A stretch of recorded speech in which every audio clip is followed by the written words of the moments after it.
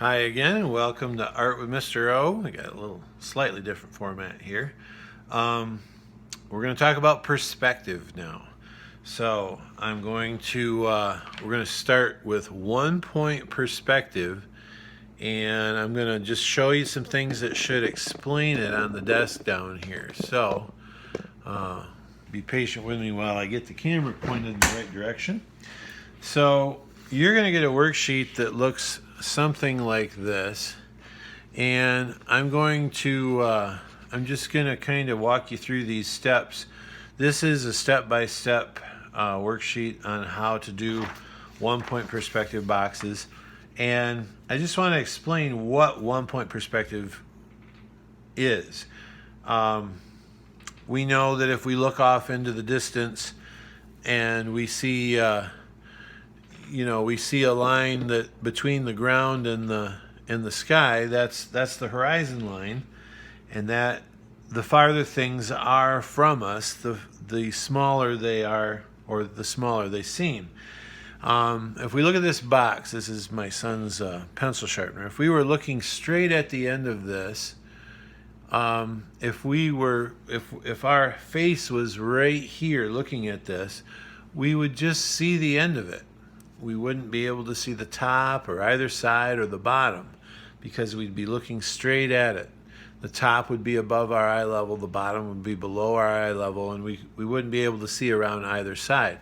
However, when we move it up, we can then see the bottom because it's above our eye level, and when we move it down, we can then see the top.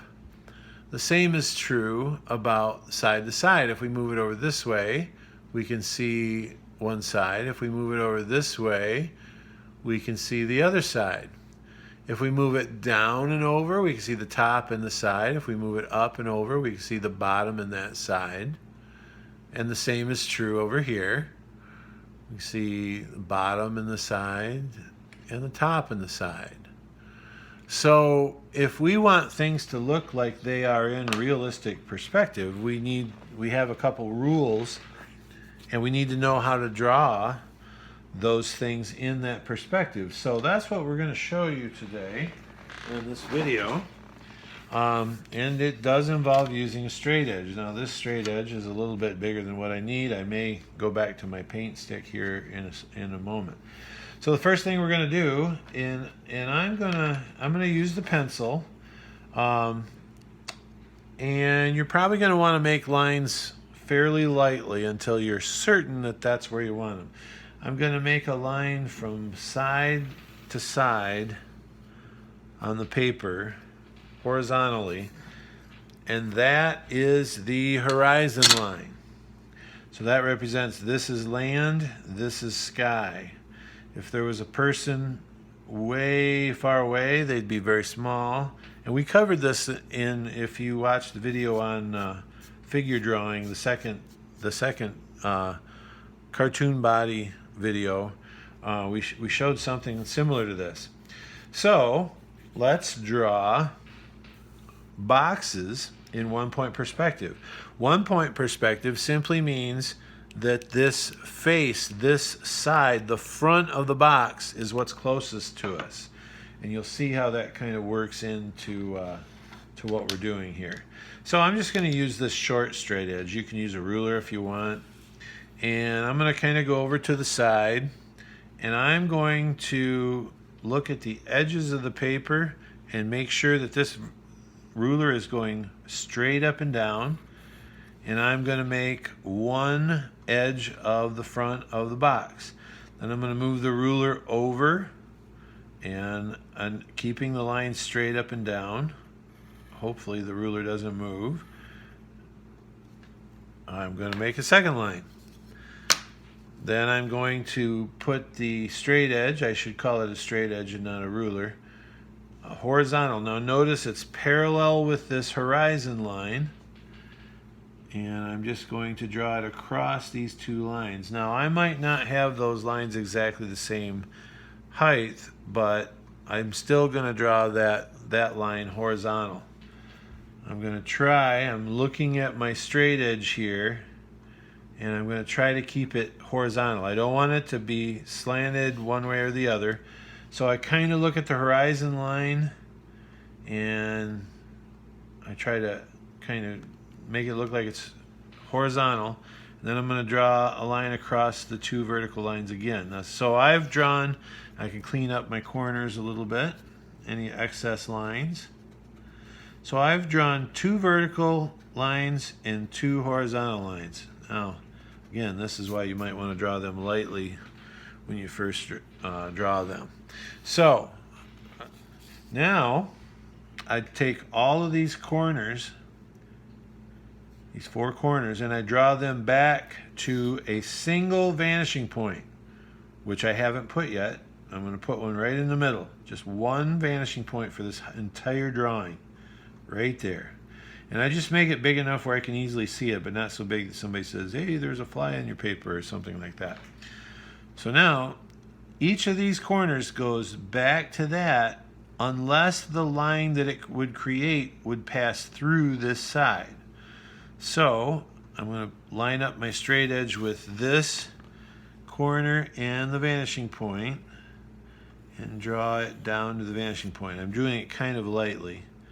Now this corner, I move my straight edge over there and I move it to the vanishing point and I draw it to the vanishing point. Notice they both go to the vanishing point. This corner,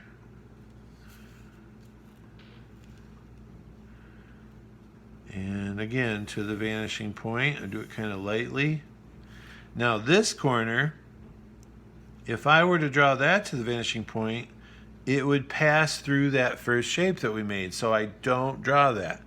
Technically, that corner goes behind the box that I'm drawing, and we wouldn't be able to see it. So now I have something that looks like that. Now that looks kind of boxish if I look at this end, but this end looks like an ice pick. So that's not the way that a box looks when it ends. So what I'm looking at right now is I've got this box and these edges are going back to the vanishing point. I have to figure out where the back of the box stops. And so this is the side of the box, this is the bottom of the box. They're going back. So they stop with the same line that they start with. So this side starts with a vertical line and it moves back. So I move my straight edge back and I can make a long box or a short box. I'll just kind of go a medium box. I'm looking at my straight edge, making sure it's vertical. And I go from this corner line up to the top line, just like that. Now, that has defined the back corner. So now I know that up here, the corner comes straight down and then goes straight horizontal. So back here, it does the same thing. It goes straight down, straight horizontal. So I line up that corner and I make sure my straight edge is horizontal and I draw it across those two lines. Okay, now you can kind of see the box being formed there. Now I don't know if I'll be able to erase these lines real well. Now I erase these extra lines and hopefully I drew them in light enough to be able to erase them. And there's my box. Okay, so what would it look like if it was drawn down here on the bottom, below eye level? Well, we just turn it over and that's what it would look like. So I'm going to put it back over and I will go ahead and I'll draw one down here. And I'm going to go a little faster on this one. So I got a vertical line. And I check my ruler again, a vertical line. I go horizontal, making sure it's lined up. Another horizontal. Again, checking my straight edge before I make my line. I go from line to line. There's the front of my box. Now I take all four corners back to there unless it passes through that shape. So, trying to keep my hands out of your way so you can see here. Now, as I'm doing this, I'm going to talk about a couple of things. It's something kind of interesting that has happened in my career as an art teacher. And I have found that quite often people that are dyslexic really excel at this assignment. Now this corner here would go through that box, so we don't draw that. Now we're going to draw the back. So the front goes vertical and then horizontal. So the back's going to go vertical up to that line and then horizontal over to the other side. So checking my straight edge. So basically there's a rule that every single line on this drawing is going to be made with the aid of a straight edge, and it's going to be either horizontal, which is straight sideways, vertical, which is straight up and down, or it's going to be going to that one vanishing point. There's no other lines in this drawing other than when you sign your name, and any other lines are wrong. So if you ever put a straight edge on, like if you have a box that looks really strange, put a straight edge on all the lines, and if the straight edge doesn't go horizontal, vertical, or to the vanishing point, then that line is wrong. So there's the other box. And again, see, it's kind of the same thing if you turn it over. So what happens, there's a couple odd situations here. What happens if we have a box right on the horizon line? Let's draw one and see what happens. We got a vertical line. Vertical line. Remember, we're drawing the front of the box. Horizontal line. And nope, I like to do it where I can check it, make sure it's kind of parallel with that horizon line. And see, I don't always have to match the corners up. I can go back and I can fix them. That's fine. I'd rather have the lines be right. Okay, and so now all four corners go to this point unless they pass through that shape. So this corner, this front corner, I know you can't see it, but I'm just going to, and then this corner here, it goes back. But now look what happens if I put my pencil here on this corner and I line it up with the vanishing point. It's going to go through that shape, so I don't draw that one. But look, this one also would go through the shape. So what do? I don't draw either of them. And I just simply go back here, and the front of this is a vertical line, so I move it back and make a vertical line from the top and bottom lines. And there we go, and I'll erase this, and that'll make it kind of stand out in front of the horizon line. That's why I said you might not want to draw the horizon line you might be erasing some of it. And then we erase these extra lines here.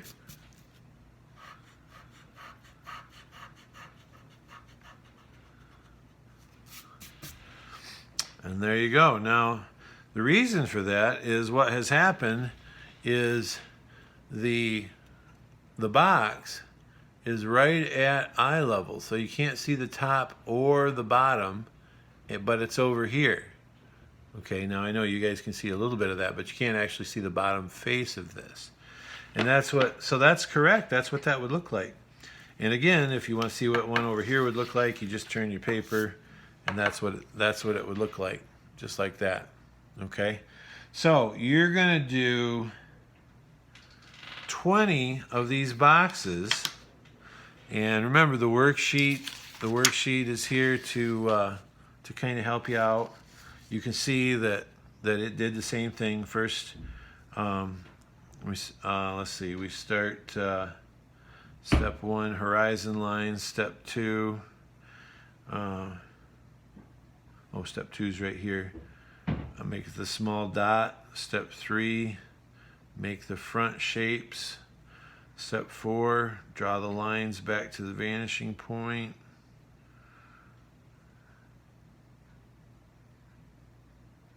Yep. Step 5, draw the back of it and erase the extra lines. So, I mean, it's pretty straightforward. It is confusing right at first, but once you kind of do a couple, it kind of clicks. It'll kind of snap into place almost. Some people draw a box right in front of the vanishing point. Well, then when they go to draw the lines back to the vanishing point, there aren't any of them that wouldn't pass through it. And that's an example of, like, if this was right in your eye, in your face, the only thing you could see would be the front of it. And that's what that would be. So go ahead and make 20 of these, and then when you get them done, come up with a color scheme and color them in neatly.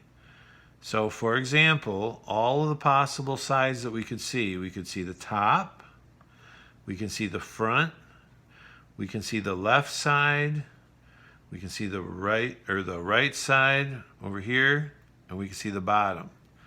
So you can make yourself a little key, and you can say, okay, the top, I'm going to make, and pick a color. I'm going to make red.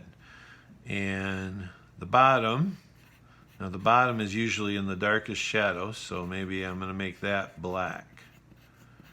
And the right side, oh, let's make that green. And you can pick your own colors. I'm just giving you an example.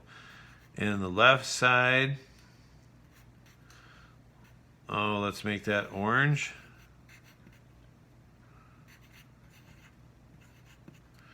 And let's see. There's one other side that we can see. Do you remember what it was? We've got the top. We've got the bottom. We got the right side. We got the left side. What other side? The front. We'll make that yellow. Now, like I said, you can pick different colors, but once you pick the colors, I want you to color all of the boxes that same color scheme, because that will help you understand what it is you're looking at. Sometimes it gets a little confusing. Oh, back to the people with dyslexia. For whatever reason, this is something that quite often will come very easy for them, as opposed to most of their classes having been extra difficult. So I've had, the assignment is a minimum of 20 boxes. I've had some of the dyslexic students have brought in their assignment and they had done 200 boxes. So they really, really liked it. And it was all on one page. So there's only one vanishing point. There are going to be 20 boxes. They're going to all be colored in the same manner. It's going to look kind of cool. And you can overlap. And 20 is the minimum. So this is our beginning into perspective. So I hope I didn't confuse you too much, and just hang in there. Remember, practice makes better. And so have fun with your art.